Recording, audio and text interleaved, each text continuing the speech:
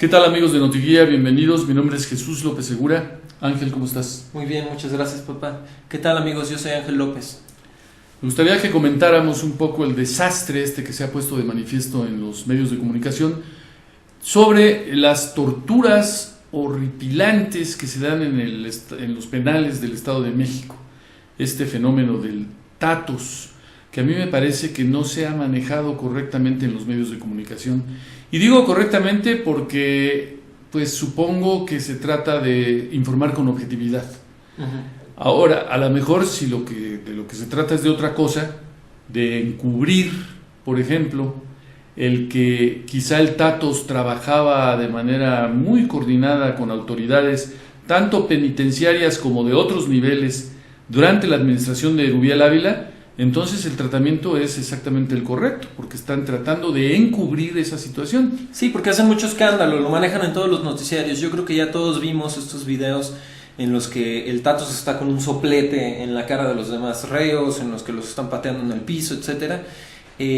Pero, como tú dices, no se maneja correctamente porque hay muchos videos en los que aparecen custodios, en los que hay policías ahí dentro y no están haciendo absolutamente nada, no están interviniendo. Es impensable. El Tatos mismo está diciendo, ¿no?, que las autoridades del penal le pidieron que él se hiciera cargo de las cosas ahí dentro y lo estuvieron pasando en varias prisiones para que llegara y extorsionara a la gente. Sí, todo parece un plan perfectamente funcional en el sentido de usar a este individuo como un operador de la extorsión masiva de las familias de los reos a través de mandarles videos con las terribles torturas que les infligía se dice,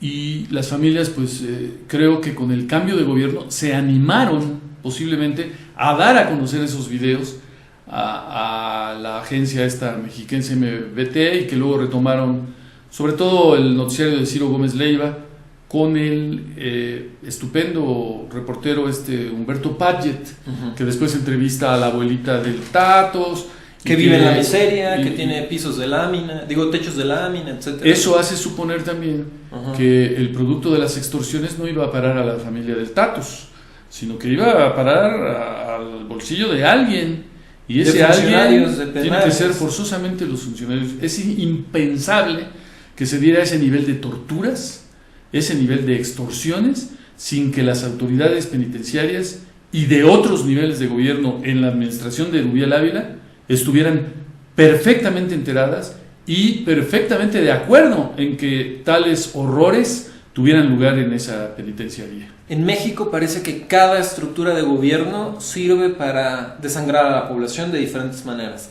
En este caso, pues ya era indecible, ya es algo impresionante, porque como los reos son considerados ciudadanos de segunda o de tercera, se toma a consideración que sus derechos humanos no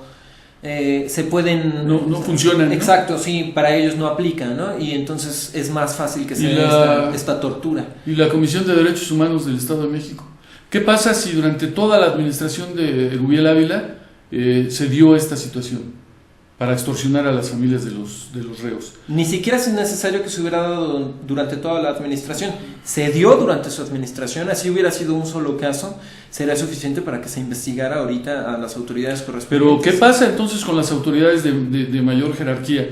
¿Qué pasa con Pepe Mansur, el exsecretario general de gobierno del Estado de México?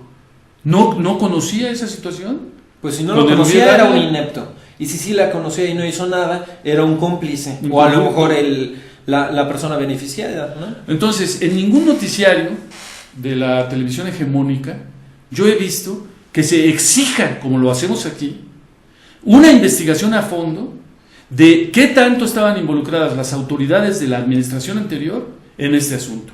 Porque es muy curioso que, estrenándose la administración, se den a conocer estos videos. A mí me parece que la familia se animó por el cambio de gobierno y dijo, bueno, a ver si prospera, y le dan a conocer los videos que les enviaba el Tatos a MTV, y luego prospera MBT, y luego prospera la difusión en medios hegemónicos, ¿no? Entonces nombran a un nuevo director. Que ¿Y por qué cierto pasa? fue secuestrado, Una ¿no? semana después, apenas este fin de semana, Ajá. es secuestrado durante 9 horas, lo amenazan de muerte, lo injurian. Esa era lo la nota, maltratan. que secuestraron al director del penal de Inés a bordo Al nuevo, y lo amenazaron de muerte, al lo tuvieron ahí 9 horas. al de Del Mazo. Ajá. Y esa información casi ningún noticiario lo manejó, salvo Carlos Puch en la noche. Yo no vi que lo manejaran. De hecho, Ciro Gómez lo ignora olímpicamente. Bueno, ahí sí, el papel de Ciro a mí me parece muy sospechoso en este manejo, porque primero manda al magnífico reportero que tiene Humberto Padgett a hacer su labor. Y muy bien, pero las conclusiones de Padgett no son en este sentido, de que aquí lo grave es que la complicidad de las autoridades ante esos hechos horripilantes, ¿no? Y él lo que plantea Padgett es, bueno, los penales en el Estado de México son disfuncionales respecto de los objetivos para los cuales fueron creados, o sea, a saber, Que le reinsertar a los reos en la sociedad. Pero son, y esta es la nota, perfectamente funcionales desde el punto de vista de que las autoridades estaban usando al Tatos, como él mismo lo confiesa, y de hecho lo mandan a 10 penales distintos durante 12 penales distintos durante 10 años de reclusión sin sentencia, lo cual también hace ya sospechoso al aparato, al Poder Judicial del Estado de México, porque no tiene sentencia un tipo que está acusado de homicidio, que está acusado de extorsión, de secuestro, en fin, ¿no? ¿Qué está sucediendo? Pues que sería perfectamente funcional si ciertas autoridades, no sabemos hasta qué nivel, del gobierno anterior, de Erubiel Ávila, estaban extorsionando ellos a las familias a través del Tatos y usaban al Tatos para capacitar en diferentes penales a equipos de tortura y de extorsión a fin de, pues cuánto dinero, imagínate, les tenían que endosar facturas de coches, facturas de casas, etcétera. ¿Cuánto dinero nos sacan de todos los penales del Estado de México, que son más de 20? Además, date cuenta de cómo caen en sus propias mentiras, porque el argumento para estar moviendo al Tatos de penal en penal era que era un reo de alta peligrosidad. Sin embargo, siempre lo tuvieron en penales de baja seguridad, que justamente esos penales son los controlados por el gobierno del Estado de México. Porque los penales de máxima seguridad son controlados por la Federación. Es donde se puede dar esta situación de torturar a los reos y extorsionar a las familias, ¿no? Entonces todo esto, pues, a mí la verdad... Una vez más, que rinda cuentas. Cada noticia que yo estoy viendo me pone los pelos de punta porque me habla de un nivel institucional de extorsión a la sociedad mexicana. Generalizado. Desde la más humilde mazmorra de una penitenciaría del Estado de México hasta los más altos niveles de delincuencia de cuello blanco, como lo que acabamos de ver con los paraísos fiscales de hombres muy ricos de México. Hasta la reina Isabel II creo que está ahí. Sí, bueno, internacionales y lo que tú quieras, pero los políticos, los empresarios mexicanos que están depositando fortunas inmensas en paraísos fiscales, y el mejor prospecto del PRI para la presidencia de la República, o el más abocado, o sobre el que está la cargada actualmente, que es José Antonio Meade, el secretario de Hacienda, diciendo que no es delito llevar dinero al extranjero solo cuando la intención es evadir impuestos. Pues yo creo que en el 99% de los casos que llevan sus fortunas a paraísos fiscales de este tipo, pues es para evadir impuestos. Pues ¿para qué carajos va a ser? ¿Para qué te vas a llevar tu fortuna a las Islas Caimán? A menos que sea precisamente porque no quieres pagar impuestos. Entonces, y que el secretario de Hacienda diga que eso, que bueno, que hay que ver porque no necesariamente, híjole, eso es gravísimo. Parece una actitud de encubrimiento, que también se refleja en los medios de comunicación. Y otra vez vamos con Ciro Gómez Leiva, ¿no? Hay que escuchar al gordo espantoso, el David Páramo, un tipo verdaderamente siniestro, que Ciro Gómez actúa como que lo critica y como que se molesta con sus comentarios, pero ahí lo tiene diciendo una sarta de barbaridades increíbles, ¿no? Está diciendo que no hay paraísos fiscales, que no existen, y todo lo niega, ¿no? Según él, aumentar el salario de los trabajadores en México sería un error, por ejemplo.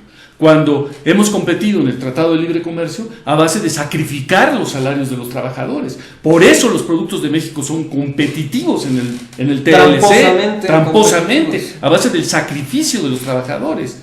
Por eso Canadá ha estado exigiendo que pues haya una competencia leal. Pues qué cómodo que aquí exploten a la mano de obra y por eso hagan competitivo un producto, ¿no? Sí. Y que después los gringos tengan problemas con sus trabajadores, porque allá sí les tienen que pagar. Porque las empresas gringas quieren venir aquí a establecerse a México, porque aquí pagan unos salarios bajísimos, ¿no? Eso es una competencia desleal. Y eso, en fin, Páramo, realmente creo que ni vale la pena hablar de este tipo, ¿no? De acuerdo, pero que se investigue a las autoridades de los penales durante el sexenio de Erubiel Ávila es lo menos que se puede hacer ahora que ya se hizo este escándalo. No se vayan con la finta.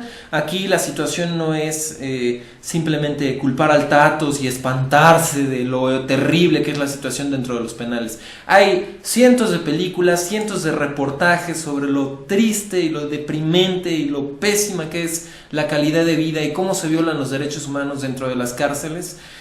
Muchísimas de ellas en México, en otros países de Sudamérica también. El punto aquí es que estas extorsiones se daban para favorecer a alguien. ¿A quién? Todo parece indicar, y así lo dice el mismo Tatos, que era para favorecer a las autoridades de los penales durante el sexenio de Erubiel Ávila. ¿Qué se va a hacer al respecto? ¿Qué va a hacer Alfredo del Mazo al respecto? Hasta la vista, amigos. Amigos, para más información sobre este tema, chequen nuestros videos relacionados, pero visiten nuestro portal, porque ahí encontrarán el mejor análisis de prensa y televisión en México. Y suscríbanse a nuestro canal.